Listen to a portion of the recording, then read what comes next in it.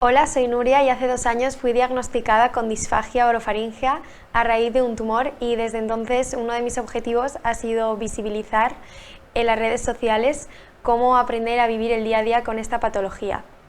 Aunque al principio te sientes perdido y con muchas dudas, cuando entras en contacto con los profesionales más expertos, todo se vuelve un poco más fácil. Hoy tenemos la suerte de tener a la doctora Paola Díaz. Es médico especialista en medicina física y rehabilitación y es responsable de la unidad de disfagia del Hospital Virgen Macarena de Sevilla. Gracias, Nuria, por tu presentación y gracias a los organizadores por permitirme participar en esta entrevista. Yo empiezo en este mundo de la disfagia en el año 2007 y hombre, la verdad es que la detección de los trastornos de la deglución en ese momento, de los problemas para tragar, era muy diferente a lo que hay ahora, ¿no? La sensibilidad por parte de los profesionales, el conocimiento que había sobre el tema era diferente, ha ido evolucionando y claro, la experiencia, hemos ido formándonos, hemos ido cambiando forma de diagnosticar, de atender a nuestros pacientes, en cuanto a tratamientos y otros temas. ¿Cómo crees tú como doctora que podríamos mejorar esa concienciación o comprensión de la disfagia entre la comunidad médica no especialista?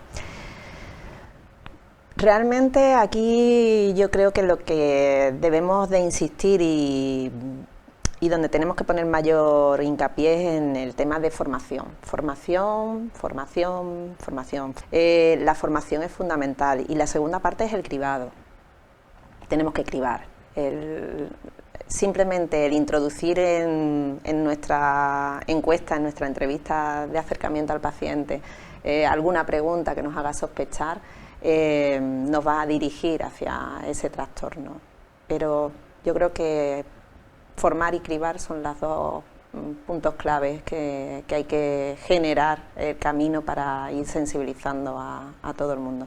La verdad es que en las entrevistas que hacemos habitualmente cuando estamos en la consulta de cualquier especialidad, pues solemos preguntar muchas cosas. Preguntamos por el sueño, preguntamos por las actividades de su vida diaria, cómo las realiza, si camina, no camina, si pasea, pues podemos preguntar también si come o no come y si tiene algún problema. Esa sería una forma informal. Y otra forma de cribado o screening, que también se le llama screening, sería aplicar algún tipo de escala. Hay escalas estandarizadas para eso. Ahí está el ITEN o EAT-10, como se le quiera pronunciar, que es una escalita muy fácil, son 10 preguntas que se le pasa al paciente y el propio paciente puede rellenar sobre la alimentación y las dificultades de deglución. Y estamos evolucionando, estamos mejorando, pero es verdad que todavía falta mucho por hacer, porque, como he dicho al principio, necesitamos formación y que estemos todos bien sensibilizados con este problema. La organización de las unidades, las organizaciones de los hospitales, la organización de información. Los pacientes tienen ahora, yo creo que con internet probablemente es lo que ahora mismo más, el recurso más fácil de llegar para adquirir información, porque los pacientes nos vienen ya con un montón de cosas, hojitas, mira, yo ya he leído Doctor Google, ¿no? Pero llegan con mucha información, pero demasiada información y no bien organizada, no bien desgranada, ¿no? Entonces, a veces llegan con demasiada información y otras veces llegan sin saber absolutamente nada o mal informados, ¿no? Y necesitamos que los pacientes tengan acceso a información buena y de calidad.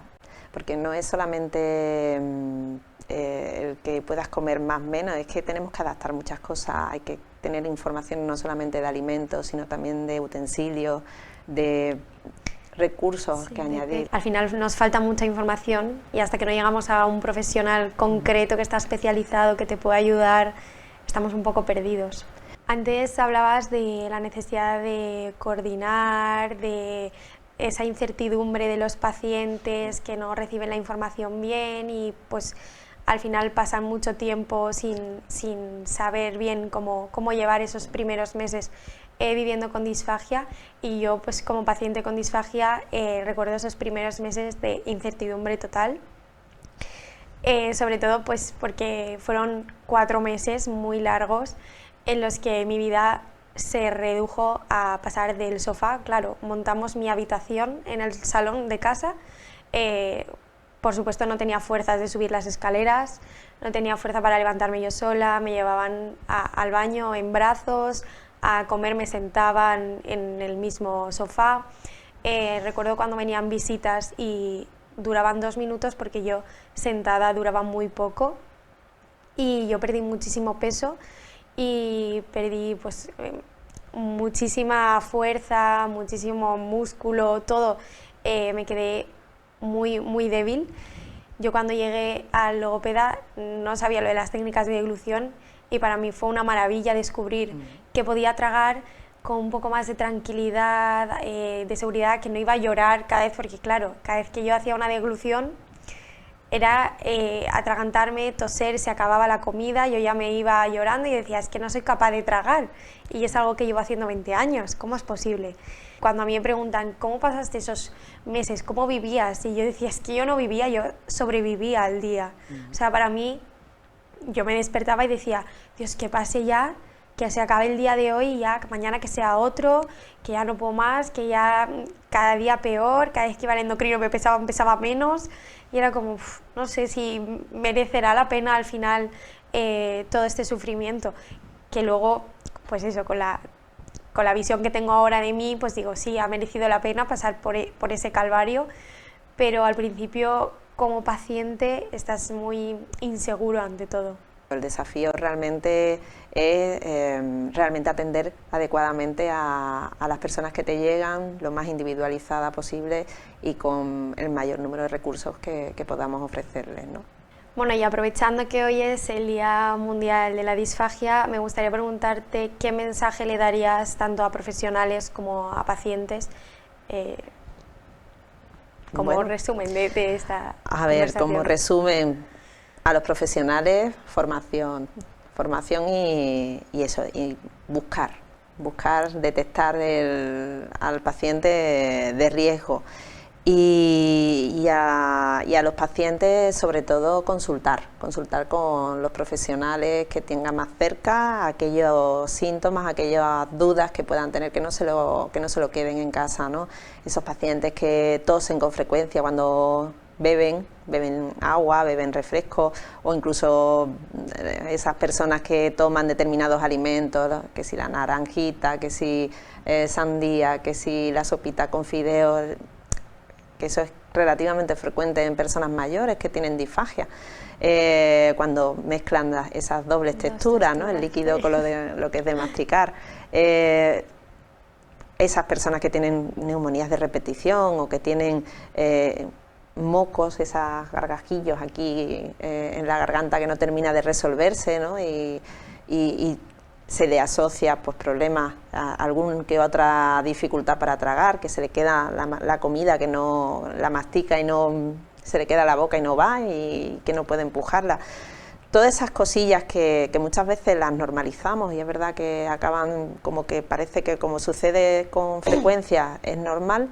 Pues yo creo que deberíamos de empezar a pensar que hay que preguntar, hay que consultar, y que hay profesionales especializados en este tema en la mayoría de los centros, y que pueden por lo menos resolverle las dudas. ¿Y tú? Como paciente, ¿qué dirías?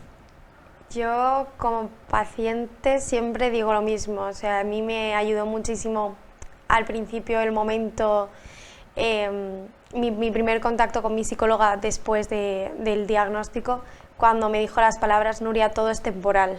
Entonces para mí se me quedó grabado, y creo que en parte pues es lo que un poco me ha ayudado a cada vez que había un bajón, algo que para mí era un retroceso, como por ejemplo volver de miel a pudding, o que me quiten un sólido que al final no podemos introducirlo, que me ayudaba mucho el decir, vale, todo es temporal, mira hacia atrás, mira dónde estabas, mira dónde estás ahora, mira la vida que tenías, mira la vida que tienes ahora, Antes no podías levantarte del sofá, ahora no estás quieta.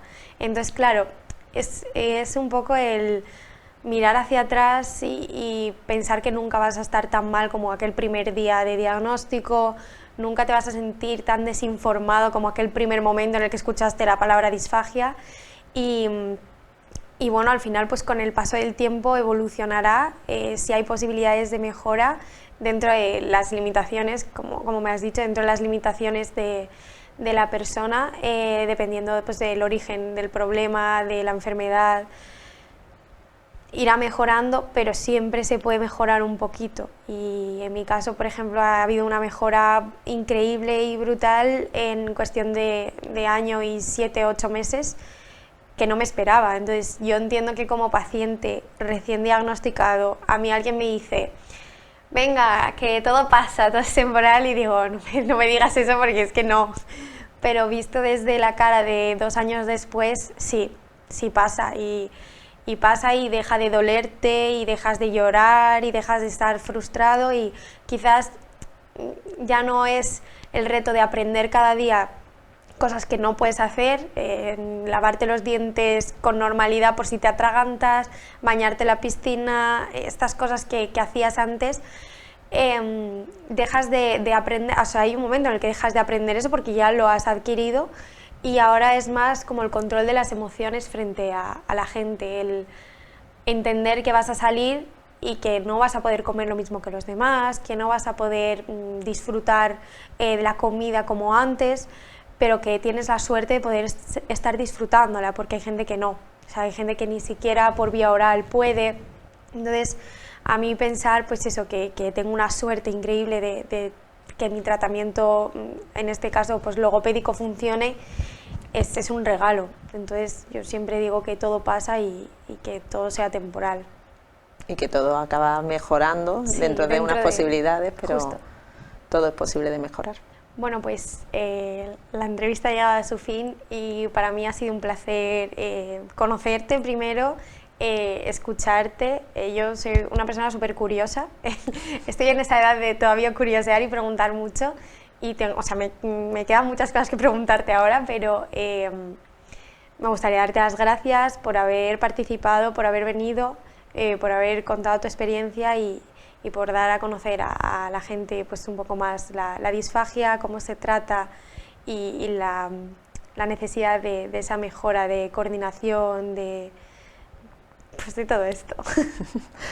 Nada, pues yo encantada de haber participado, muchas gracias. Muy bien, yo creo que hemos sacado de aquí ideas y conclusiones pues tremendamente útiles e interesantes. Muchas gracias.